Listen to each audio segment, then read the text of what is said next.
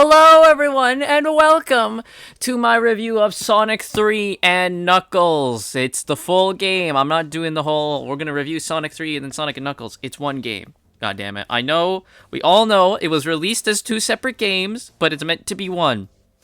And Sonic Origins, it's all one game, so that's how it's going to be. Sonic 3 and Knuckles, the definitive way to play the game. So, today, we are going to be reviewing it. I have finished it, I have played it, and now we shall go over Sonic 3 and Knuckles. And like every other time, I have a bit of the development for you. So, by 1993, Sonic quickly became one of the most recognizable characters in gaming in just 2 years.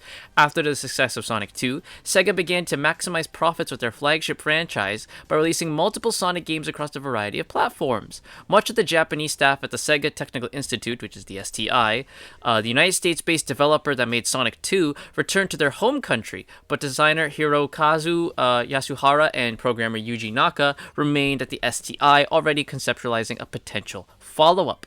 In early 1999, Naka went back to Japan for a meeting with the Sega of Japan executives. Though he began to miss his home country after spending a year abroad, he returned to the US more motivated than ever to develop a third Sonic game. Convinced that he was in the best environment to make an ever more impressive work than Sonic 2, he began brainstorming new ideas to make a new and more ambitious game. Whereas Sonic 2 was developed by both American and Japanese members, Yasuhara and Naka assembled an all-Japanese team for the new game to avoid cultural complications that they had in Sonic 2. They also asked Sega of Japan to send in some more developers. However, Sega was forced to send in new employees due to being stressed thin themselves and only being able to spare a few experienced recruits. One of these newcomers was Takashi Iizuka, who at time of recording is the current head of Sonic Team. So here we go. This is the start of Iizuka, baby. He was playing the long game. A total of 12 people worked on Sonic 3. Meanwhile, the American members of the STI began to work on original games. Development for Sonic the Hedgehog 3 started completely in January 1993. It took place in a separate section of the STI building with special security passes. Due to the Japanese exclusive team, many American members were disappointed they were unable to contribute, but a few of them did help in development. Naka served as producer, Yasuhara was director, and both were the primary creators of the game's design document and release schedule. Naka also selected the majority of the team, while the STI director Roger Hegger oversaw development. With the previous installments in the series being 2D side-scrollers, the developers originally intended to make the third game a 3D one with the working title Sonic 3D. For this, the team planned to use the Sega Virtua processor, a chip that, despite still being in development at the time, would enable polygonal rendering and was created to port Sega's arcade hit Virtua Racing to the Mega Drive. Naka and art director Kunitake Aoki, I think I got that, made tech demos and mock-ups featuring a low-poly Sonic with an isometric gameplay featuring the character running around in a small spherical field. Though the team worked hard on these experiments for several months, they were ultimately unsatisfied with the results, and conflicting release dates and the high cost of the SVP chip made it clear that the 3D game was too ambitious. Instead, the developers switched back to 2D around June 1993. This concept of a 3D Sonic game was reused somewhat for the game's special stages, and the 3D isomorphic game later was made as Sonic 3D Blast. Yuji Naka said that the team felt that Sonic the Hedgehog 3 needed a deeper story, which would make the project huge. The acts were made 3 times bigger than in Sonic the Hedgehog 2. Due to the development being set in the US, the team had several playtest sessions with focus groups consisting of children, allowing the developers to see which parts were the toughest and which were the most enjoyable. Many concepts that went unused in Sonic 2 were revisited for Sonic 3. Yasuhara, along with 2 junior designers, came up with unique set pieces to give each zone a distinct flavor. The team was inspired by several places and activities. Angel Island, for example, was inspired by the real-life island of the same name just off the coast of San Francisco. Ice Cap, meanwhile, was inspired by the snowboarding the team members did for fun. The ideas quickly grew to over 10 gigantic zones that demanded a 24 megabit cartridge, and by the alpha stages of development, it was already starting to become clear that the game would have to be split up. However, the developers were encouraged to not be concerned about the hardware limitations, convinced that a solution would eventually arise. The development team wanted to introduce a new rival for Sonic in this game. The designers brainstormed for a fitting design for this character and relied on the aforementioned focus groups to look into the taste of American kids.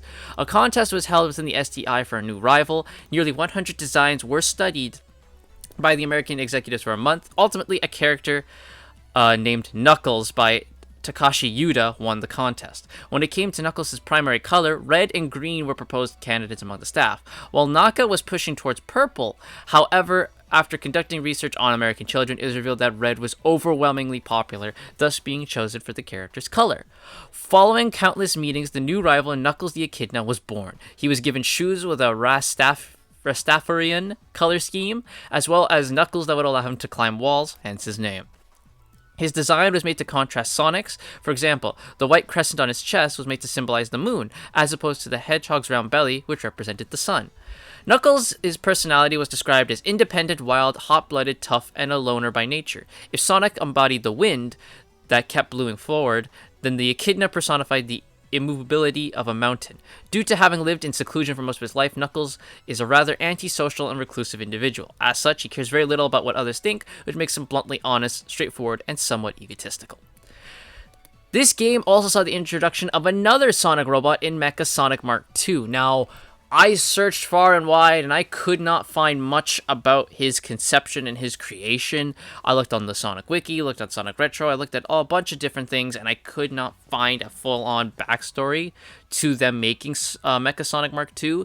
If you can find it, and you know it, please post in the comments. I think we'd all like to read that. Now, Mecha Sonic Mark II, what we did find out was he was not named in any instruction manuals that accompanied Sonic and Knuckles. But the description of the US release box referred to him as Metal Sonic, which is a bit of a problem. In Japan, he was named Mecha Sonic in two guidebooks, the Sonic Jam Official Guide and the Sonic Mega Collection Strongest Strategy Guide. A third unique name, Evil Sonic, was used to describe him in Sonic the Comic. Mecha Sonic was later confirmed to be his name in the backstory for Sonic the Hedgehog 4 Episode 1, which was released in the story section of the official English website, implying that this Mecha Sonic is directly rebuilt from the one in Sonic 2. This name was updated again in the Encyclopedia, which, in addition to strictly confirming him as an upgrade as the one from Sonic 2, referred to him as Mecha Sonic Mark II, a name which would be corroborated in Sonic Origins.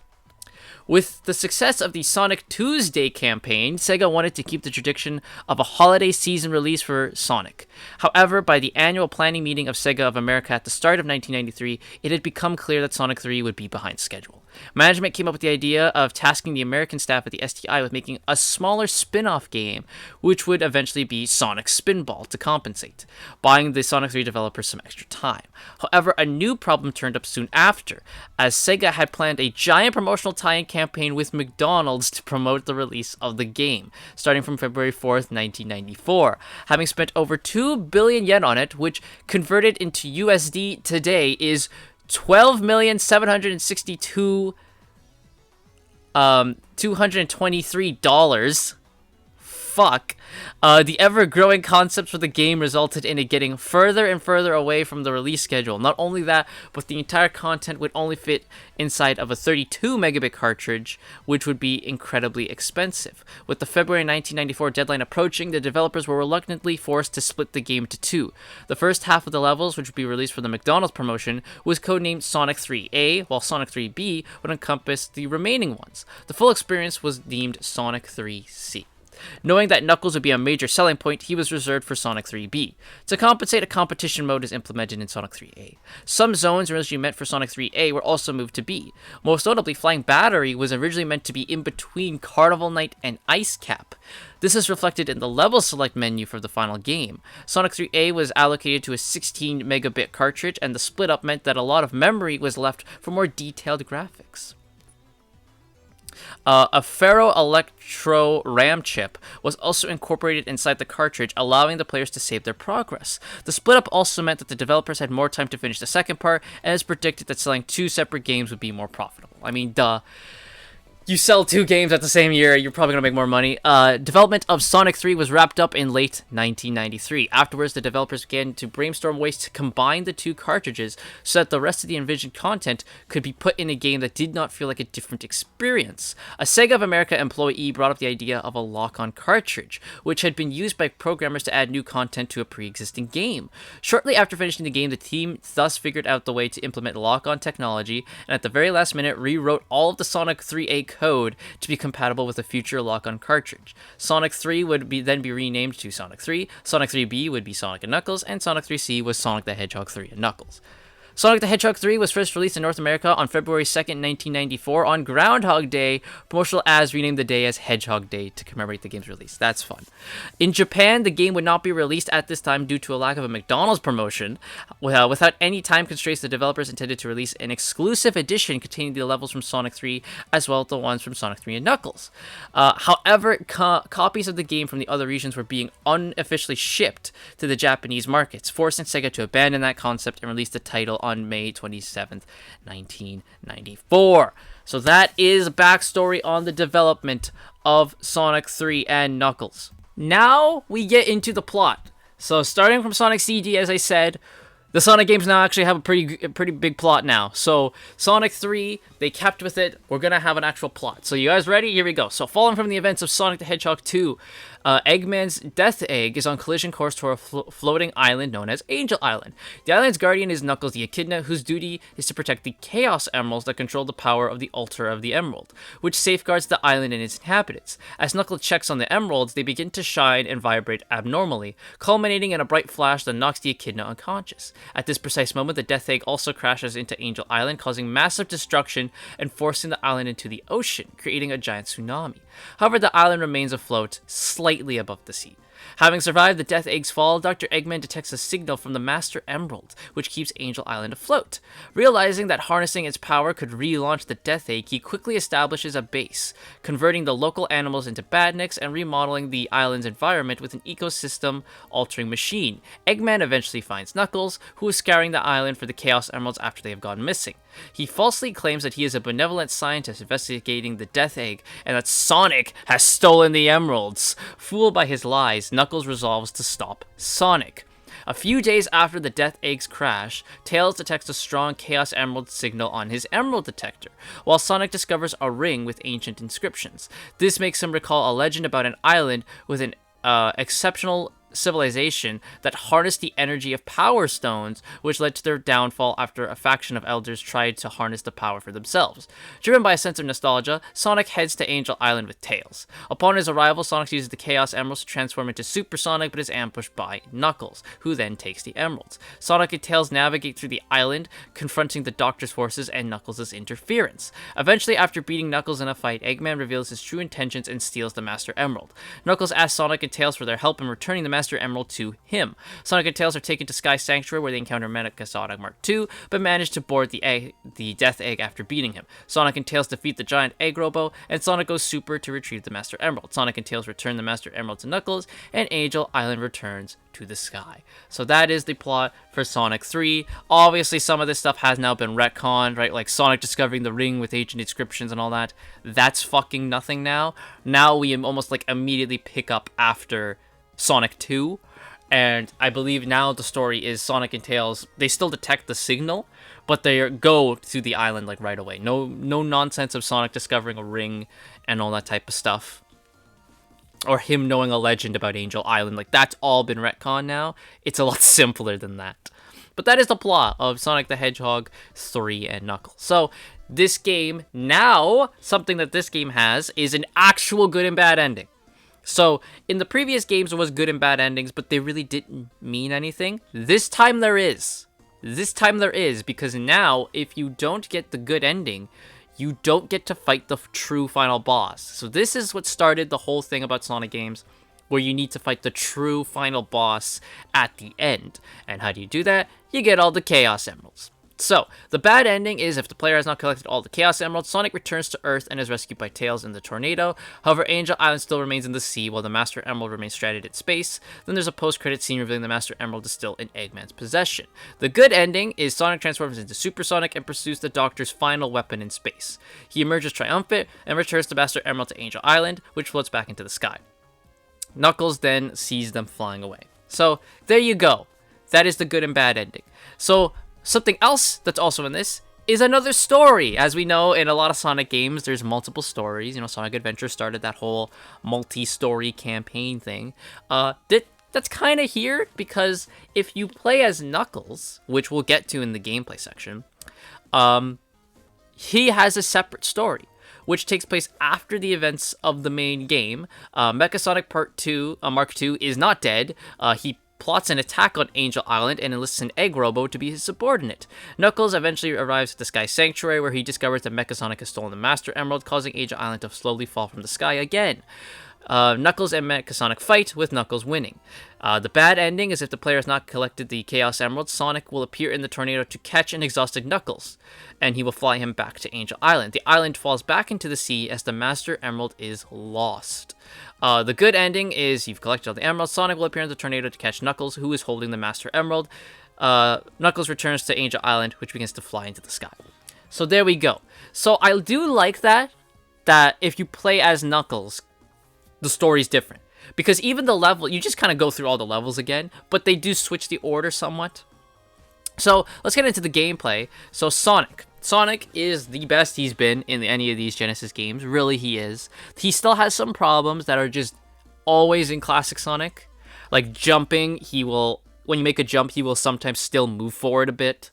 But like for the most part, I still think he's fine. Something that's really good that this game does is it fixes a problem I had where Sonic can actually run up a hill on his own. There's plenty of times in the past games where you try to run up a hill as Sonic without momentum, and he just doesn't do it. And you're like, I know you can do this. In this game, he can do it, baby. He can do it. So thank you for fixing that for me.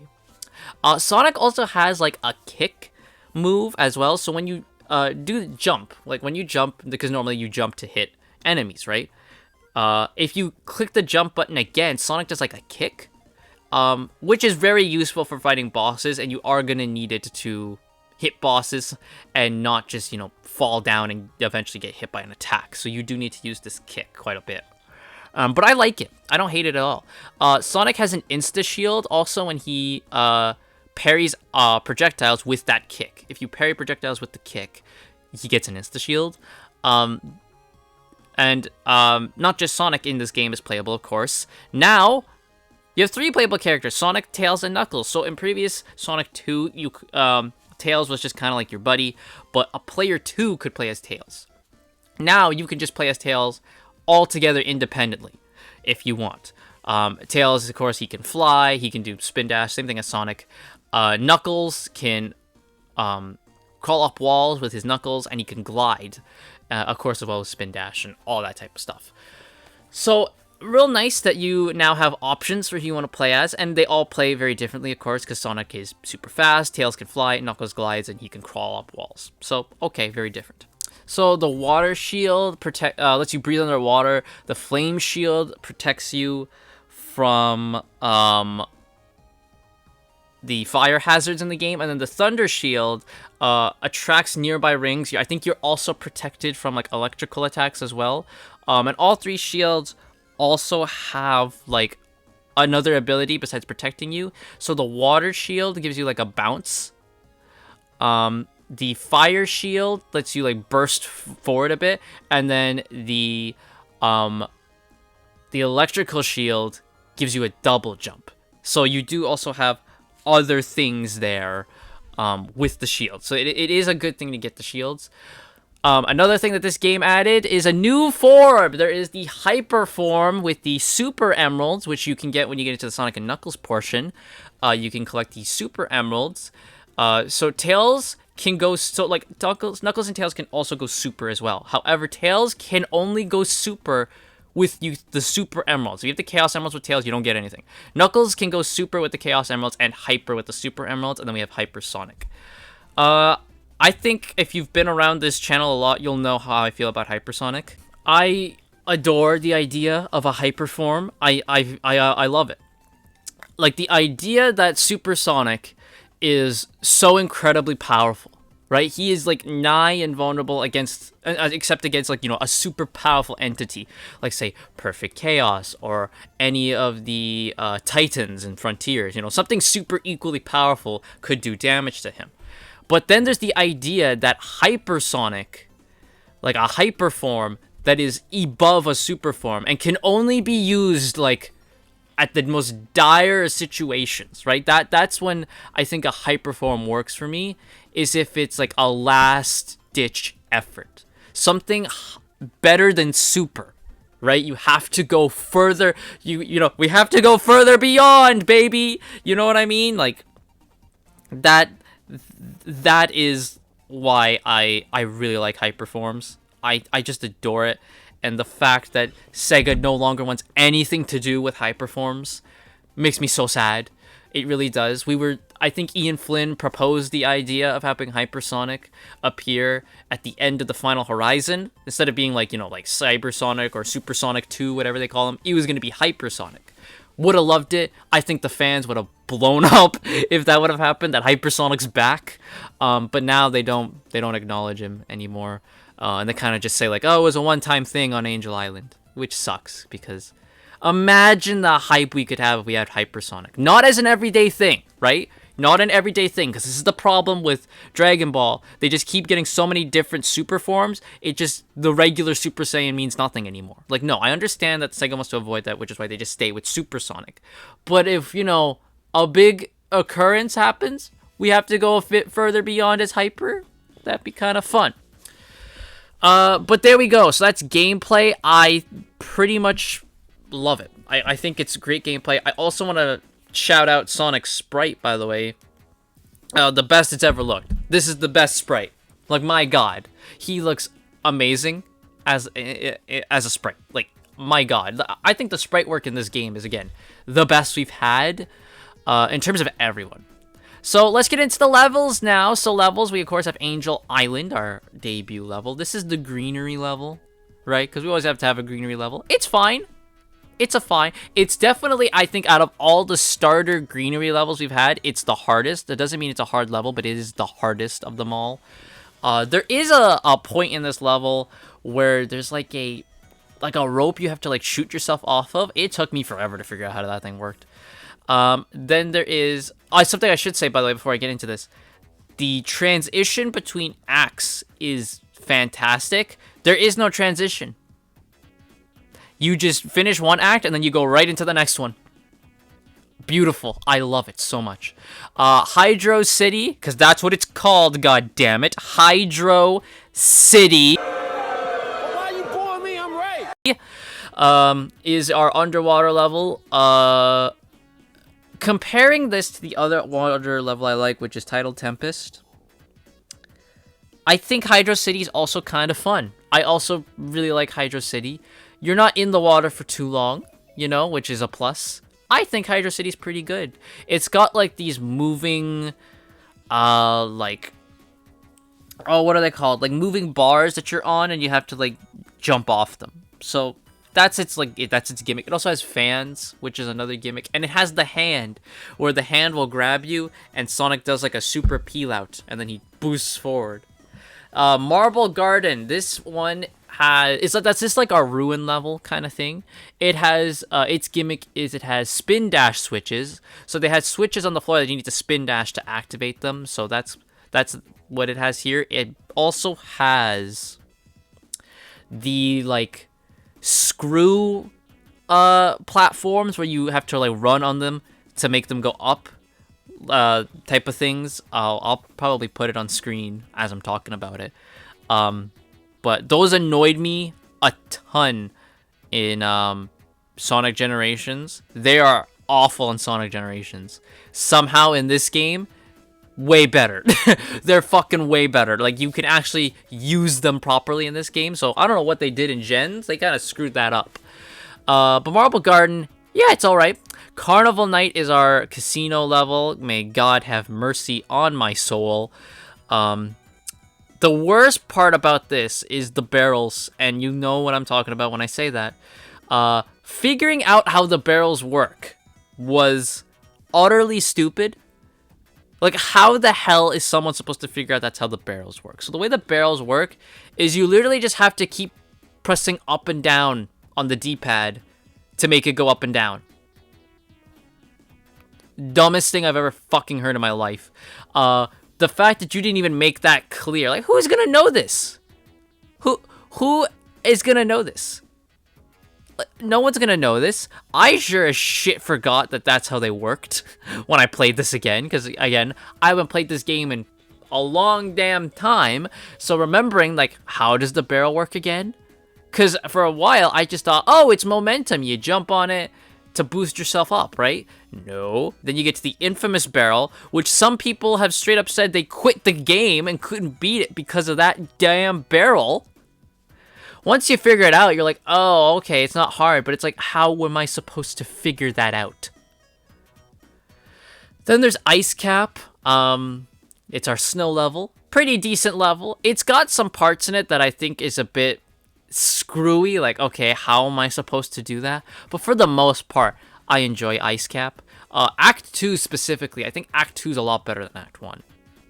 Then we have Launch Base Zone, which is the beginning of hell in this game. This is when the levels start to just straight up be like, start to become you're gonna get hit every 5 seconds is when Launch Base Zone is. That's what it starts to become. So it's I'm not a huge fan of Launch Base, I'm gonna be honest. Mushroom Hill is the next one, so we're in the Sonic and Knuckles portion. Mushroom Hill is fun. I like Mushroom Hill a lot. Kind of greenery, but not really. It's a fine starter level. Flying Battery is decent. It takes cues from Sky Fortress from Sonic 2. Is it Sky Fortress? I think it's Sky Fortress. Please tell me it's Sky Fortress and I'm not screwing up. It takes like the aesthetic from that of like a ship you're on. And I still think I think it's fine. It's a fine level, right? Sandopolis, to me, worst level in the goddamn game. Easily worst level in the game is Sandopolis Zone. Act 1 specifically. That level sucks so much ass. I hate that level. Sandopolis Act 1, worst fucking level in this game. I swear to God, man. It got to the point when playing that level where I'm just not having fun and I just want the level to just end, put me out of my fucking misery. The worst part about Sandopolis as well, the checkpoints. Few and far between, good fucking luck, and the level is too fucking long. This level is so fucking long. Way too long. I hate this shit so much. Both acts, even if I don't mind Act 2 that much, way too long. It's way too long. So what do I hate about Sandopolis? Well, there's these fucking scorpion badniks. Piss me off. There are these sand showers where you can, you go into a ball and you jump up and you climb them. Okay, that's fine. But then there are other sand showers that are almost identically done where you don't jump and you just ride them. So I kept getting confused. I would have loved to differentiate. That would have been perfect for me. In Act 1, there's this part where you have to jump on these falling rocks that are going down sand, and it's so fucking finicky about where you land, because you'll think you think you land on it, and then Sonic does the animation where it's like, well, he's off and he's sliding. Good luck, buddy. Fuck you. And then in Act 2, there are these switches, so it's like you push these switches to kind of open a doorway, and it's on a timer, right? That's a standard thing in a platformer. I'm not concerned about that. What I don't like is that I think it was used far too much in the levels. I think this, like, they overdid it, is what I'm saying. If you would have done it a couple times, I'd be like, okay, but it's like almost every part of the level has them, and I'm like, okay, that's a bit too much for me. And there's the Hirduru, who are like ghosts, so in Act 2, you're kind of on a time limit, because the Hiduru will slowly start to invade your screen, and the light in the level starts to go out. So what you have to do throughout the level is pull these switches that bring the light back, and the light gets rid of the Hiduru. If it gets too dark, the Hiduru will become hostile, and they will actually hurt you if you touch them. So you're on like a time limit. Now, thankfully, they are pretty nice about that, and there's plenty of switches. So if you're not dicking around, you can do it pretty easily. I only died to the Hiduru once, and that was just in a tough section. So they're not that bad. Then we move on to Lava Reef, which, honest to God, man, when I hear lava levels in a 2D platformer, I just instantly want to curl up in a ball and die, really. As a Mario player, you all know, you touch lava in a Mario game, it don't matter if you got a power-up or nothing, you're dead. Thankfully, in Sonic, that's not the case. You can touch lava at least once if you got rings, so there you go. Honestly, there wasn't a lot of lava hazards in this, which shocked me. I didn't hate this level at all, which was, like, very odd for me. Yeah, I think Lava Reef's perfectly fine. Hidden Palace is really just a boss. It really is just a boss level, because you just fight Knuckles. So I'm not going to say too much about Hidden Palace, other than they obviously took the name from the Sonic 2 one.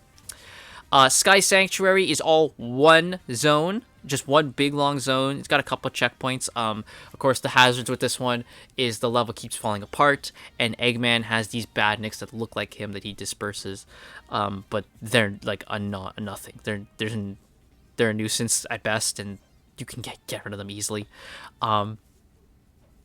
This one has boss battles spaced throughout, and the boss battles kind of act as like your checkpoint.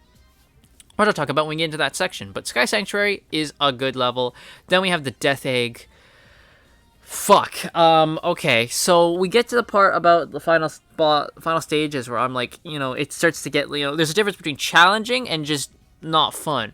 So Scrap Rain is challenging and fun.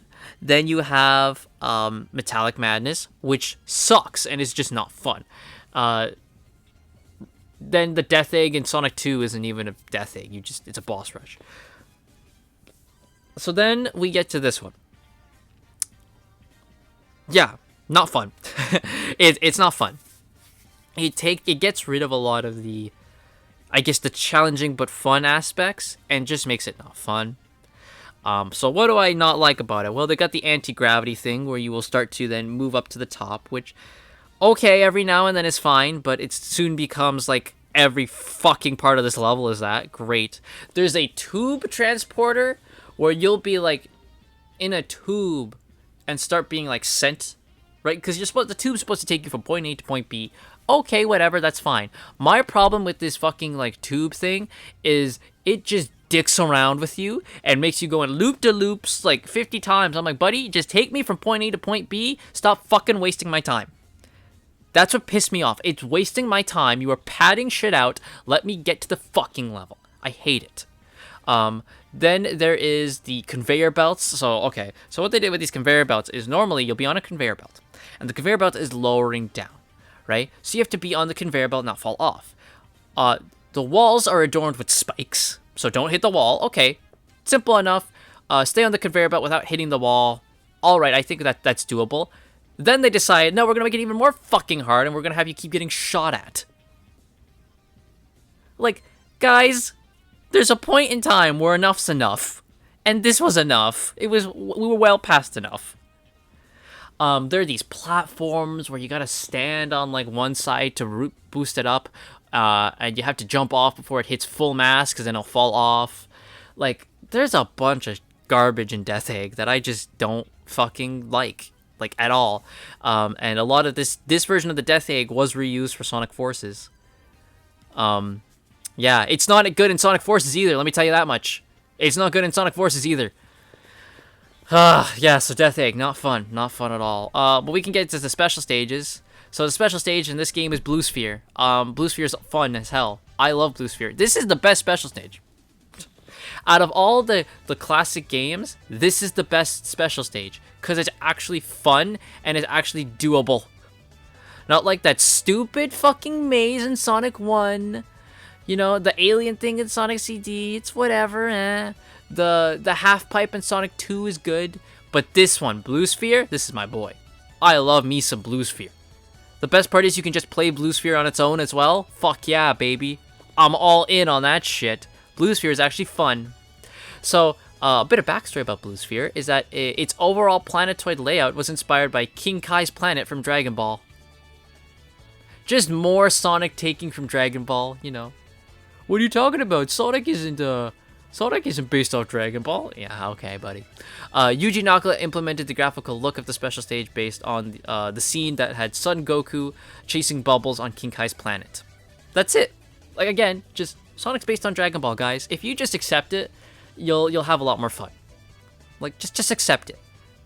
Like, come on. Now, something else they also have is bonus stages. So, the special stages you can get to by finding these giant rings hidden throughout the level, and you jump into the ring and you get the special stage. Bonus stages you can get to the same way you would get to a special stage in Sonic 2, which is you have to jump at a checkpoint, like a signpost, and then it will transport you to a bonus stage.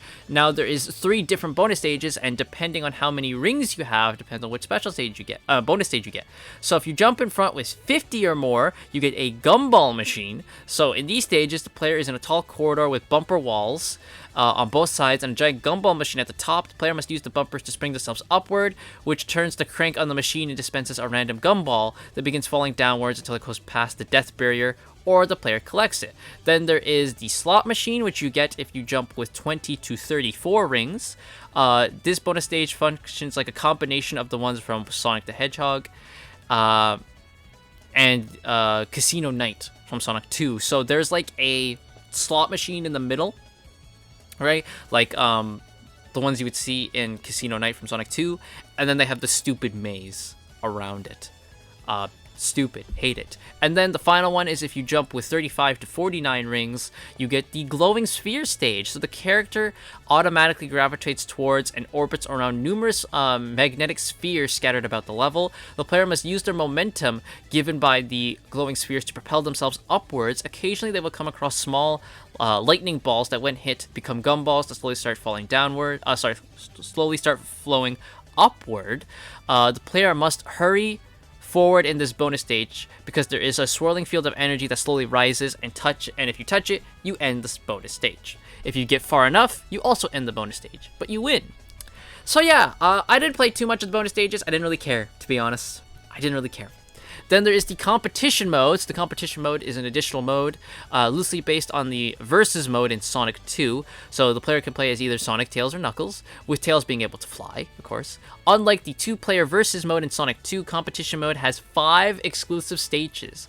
Azure Lake, Balloon Park, Chrome Gadget, Desert Palace, Endless Mine. Each of the zones in competition loop around, so the player's goal is to pass through a post-like obstacle 5 times. Competition mode also has these following modes as well. So before I actually get into the modes, just having like 5 exclusive stages only in competition mode is fucking crazy to me. And what's also crazy is that almost none of them ever came back. Like, they're only in this, and that's it. They're done. So Azure Lake is the one that actually comes back the most, as it makes an appearance in Archie Comics in Sonic Universe number 69. Nice. Makes an appearance, right? Then the Sky Chase Zone level in Sonic Pocket Adventure reuses Azure Lake's background music. Balloon Park, its background music is one of the challenge act musics in Sonic Generations. Chrome Gadget's music is reused for Sonic Pocket Adventure in Gadget Angel Zone. Desert Palace, Gadget Angel Zone's background music of Act 1 is the remix of Desert Palace, and nothing for Endless Mine. Like, that's crazy to me that they just made 5 levels just for competition mode, and then like future Sonic games never did anything with them. Like, Azure Lake is the only thing, and they just got like a little thing in Archie. Like, what the hell, man? That's crazy to me. So then we have the different modes you can play in competition mode. So there is Grand Prix. Players race through the 5 mentioned zones. In order, the player who wins the most is declared the winner. Before the race, the players are given the option as to whether or not they get power-ups. Match race is players race through the zones, except they can select which zone they will play in. And then Time Attack, which is just for one player, is Time Attack. Beat the level as quickly as you can. Then it's time for the bosses. Okay, so the way they did it is there's a ton more bosses in this game than any of the other games. Every act has a boss. every act has a boss. Some acts have multiple bosses. So Angel Island Act 1 is Fire Breath. He's alright. I think he's an okay boss. I'm not gonna say he's the best. But yeah, whatever. He's just alright. Act 2 is the Egg Scorcher Mark II. Again, pretty simple boss. He kind of goes in and out of the water, so you have to wait, and then he'll shoot fire at you. He's pretty simple. Hydra City has the Big Shaker. This guy's also pretty easy, so you're like underwater, and he will eventually like just start diving into water, and you jump 2 times, and then you wait for the things surrounding him to stop moving, and then you can just hit him. He's pretty easy. And then the Egg Vortex is the Act 2 boss.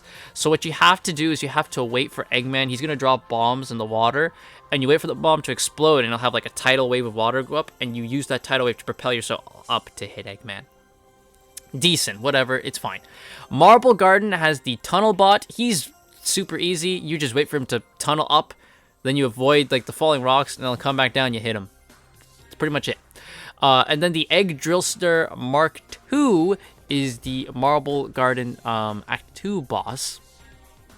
So he's a bit of a hard one, because at first you can kind of beat him on land, but then he will eventually start flying in the air, and you have to use tails to hit him, or you can jump up and hit him yourself.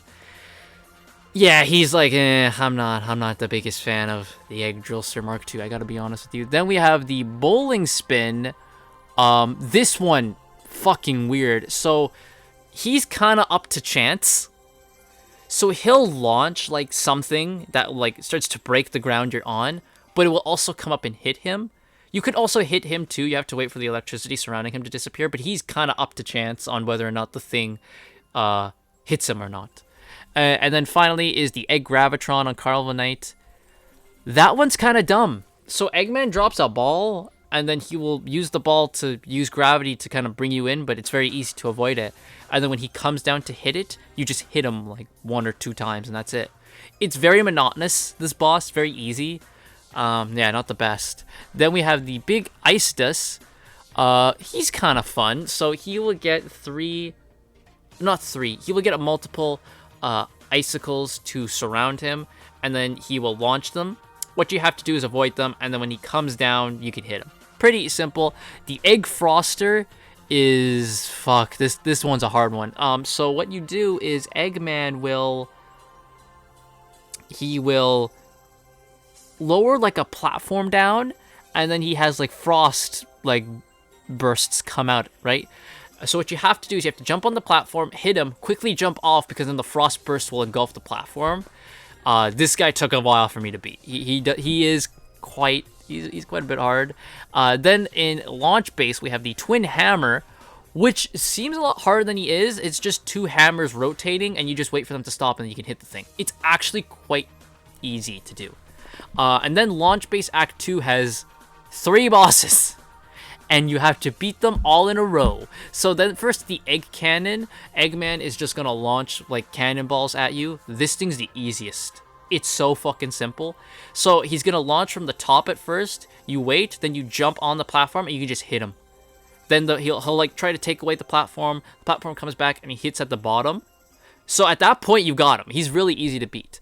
Then there is the Egg Rocket. So Eggman will like be in this rocket thing, and he's got 4 like energy guns on each side. You just have to hit them. It's pretty easy to beat. Not like super easy peasy, but it's a fine, decent boss. And then after the Egg Rocket is Big Arms. You all know Big Arms. Yeah. One thing I don't like about Big Arms, he does have a bit of a finicky hitbox, which... yeah, not the biggest fan of, you know, finicky hitboxes. So, yeah, if we could fix that, please. Finicky hitboxes are always a problem with me, and sadly, they did not fix it in this game. The finicky hitboxes were not fixed. So if we go to Mushroom Hill now, we have the Hey Ho, which is just a badnik with an axe, and he's taking down a tree. Okay. Then we have the Egg Scrambler. They had to make another egg joke. So all you do is you just chase Eggman while you're avoiding like these spikes that are kind of like in the way. It's actually quite cool looking and kind of gives a 3D impression, which I do like. I did think that was cool, the kind of 3D impression they kind of give. Egg Scramble is pretty easy though. He's pretty easy and he's kind of fun. So yeah. Then we have the Gapsule in Act 1 of Flying Battery. So it's like you get to the end of the stage and you see a capsule, and then, oh no, it comes to life and it tries to hit you. It's very easy. You just have to wait for like the big spike hand it has to come down. You just spin dash out the way. It's really easy. Then Flying Battery Zone has 2 in Act 2. So there's the Laser Prison, which is kind of like in Sonic 2, where you have in, I think it's Sky Fortress, where you have the final boss, not the final boss, but the boss for that level is the laser, and you have to like jump up and hit it while using the spiky platforms. This one's more easy. You just have to avoid getting hit by the laser, and eventually it'll just blow up itself and go away. And then the boss for is the Egg Hanger, where Eggman is like, he's in he's kind of like a monkey, you know. He kind of hangs at the bottom. You have to avoid his like spiky hands from coming over and hitting you, and then eventually he'll just swing around, and when he swings up top, you hit him. Pretty easy boss, really. And I mean, here's the thing: sometimes an easy boss does not mean a bad boss. Then there is the Guardian for Sandopolis. So all you do with this Guardian is you just go stand in the quicksand, and then he'll jump into the quicksand and he dies. And then the Egg Golem and Sandopolis, another pretty easy one. You just hit the jewel at the top, it'll reveal Eggman, and you can just hit him a couple times. Lava Reef has the Heat Arms. So like these 2 tentacle things will come out. You just beat both of them, and then a giant arm will come out, and you have to avoid it, and then it will like, you know, hit down on the floor. You can get like a couple hits in, you just rinse and repeat a couple times. Then Act 2 of Lava Reef has the Egg Inferno. This guy is, you know what? He's a lot harder than he's a lot easier than he looks. Because I always like, oh god, this guy's gonna cause me problems. So what you do is, essentially, you just have to keep jumping on platforms while he will shoot spikes at you, and then eventually the spikes will like move to him and hit him. So it's just an endurance boss, right? You just have to keep making sure you stay on the platforms, and yeah, he's pretty easy. Then there's Hidden Palace, which, like I said, is just Knuckles. So there you go. You use your kick for this one. This is what the kick's for. The kick is used to beat up Knuckles. Then there is Sky Sanctuary, which, like I said, has multiple bosses. So what the bosses are is you're fighting Mecha Sonic in all 3, but the first 2 bosses is just reusing bosses from the previous games. So the first one is just the Wrecking Ball from Sonic 1, and then the second one is the one from Sonic 2, the Egg Bouncer, where he has like the fake Eggman holograms surrounding him, and you have to beat them up. And then it's Mecha Sonic Mark II, who he kind of is just like Mecha Sonic 1. He really is kind of just like Mecha Sonic Mark 1 in Sonic 2.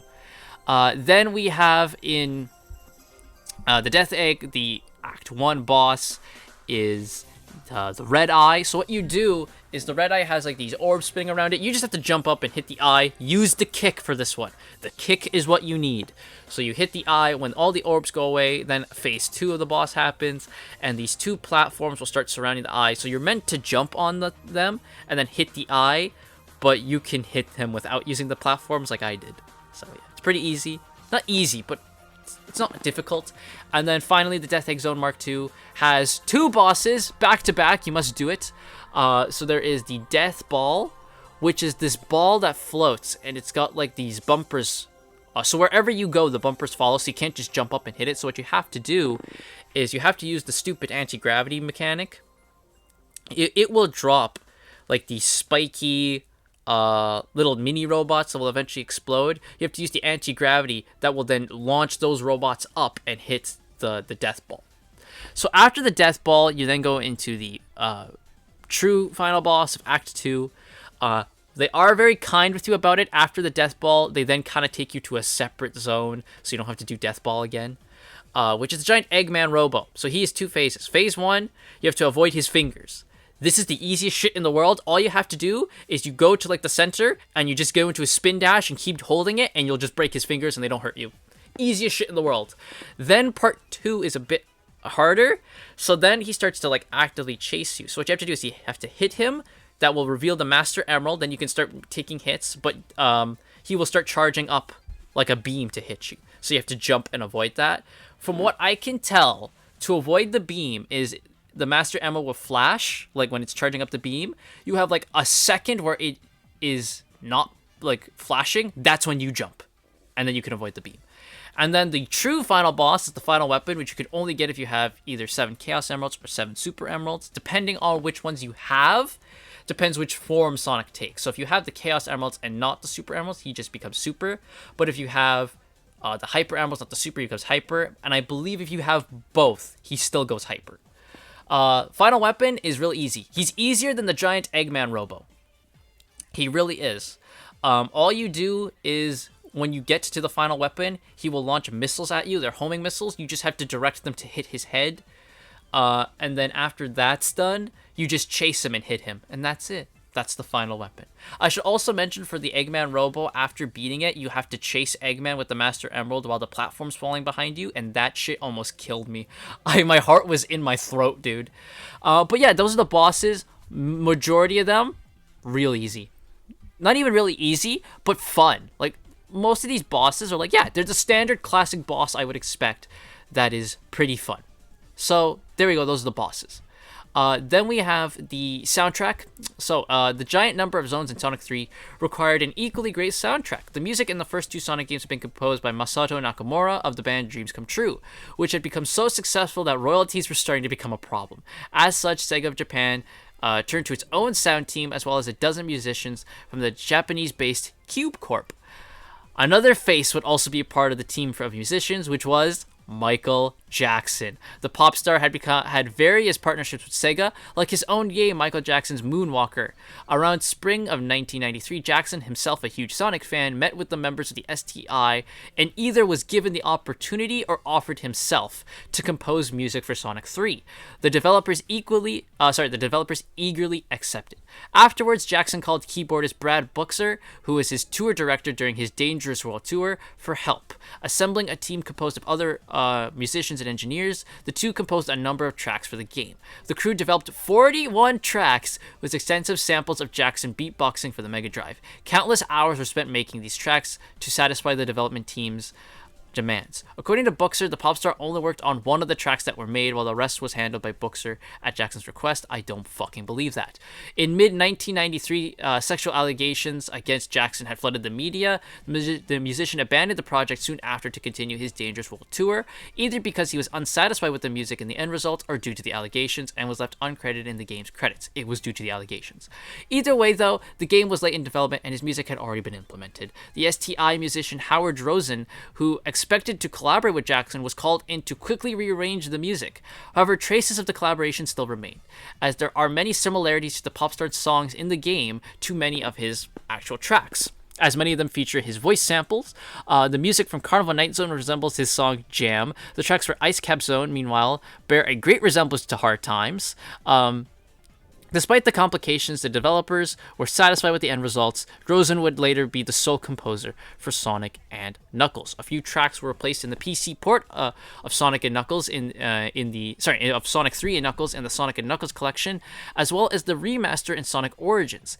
These were discovered to originate from a prototype of Sonic 3 dated from November 3rd, 1993, suggesting that they were originally implemented in the game before being replaced with Michael Jackson's music in the final product. So, from what I can tell, the Michael Jackson songs in Sonic 3 are Carnival Night Zone, Ice Cap, Launch Base, the Act 1 boss, and the music that plays at the end of Sonic 3. Those are the Michael Jackson songs, from what I can tell. All of them are great. They're all great, and you can all tell it is a Michael Jackson fucking song.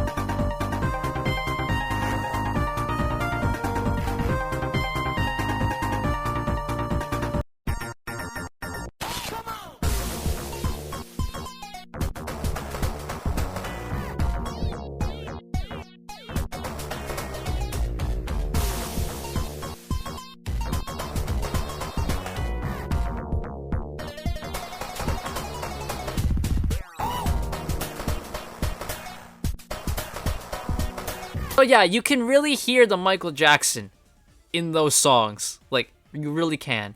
Now, these tracks were replaced in a lot of the re-releases. They were also part of the reason why Sonic 3 and Knuckles was just never, very rarely re-released. Because they, rights and all that. Does Michael Jackson own them? Did the Michael Jackson estate own them? All that type of stuff. So they just didn't bother with it. But now, with Sonic Origins, which is now like supposed to be the definitive way to play it, they took them out and put in the beta tracks in as well. I don't mind the beta tracks. I think the music they use is actually quite good. The problem is that it's not the original. And I can't play Ice Cap without the original Ice Cap song. That just doesn't feel right to me. What another track I want to talk about is Knuckles actually has character themes in this, and I think this is the first instance in a Sonic game of us actually having a character theme, like designated to that character. So in Sonic 3, which I also believe is also done by Michael Jackson, is a beatbox kind of track for him, and then Sonic and Knuckles, it's different. But I think this is the first instance of us having character themes, and it was Knuckles of all people.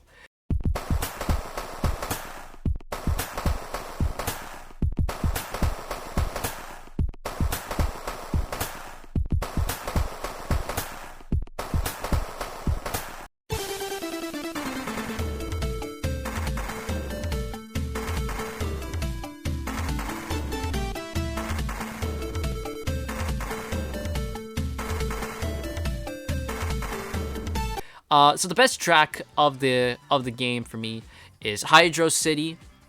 Then there is Michael Jackson's Ice Cap. Flying Battery is also very good. Sky Sanctuary, The Death Egg, and Blue Sphere. Those tracks are amazing, and pretty much all of them have come back in other games, minus Ice Cap. There is a level select in this game, of course. So on the title screen, you input up, up, down, down, up, up, up, up. And then when that happens, you then have to go down to the sound test, and that will then unlock the level select. So you, in the sound test, you can get the Chaos Emeralds, just like in Sonic 2. So you play 4, 1, 2, and 6, that gives you the Chaos Emeralds. And then if you play that twice, if you play 4, 1, 2, 6 twice, you get the Super Emeralds.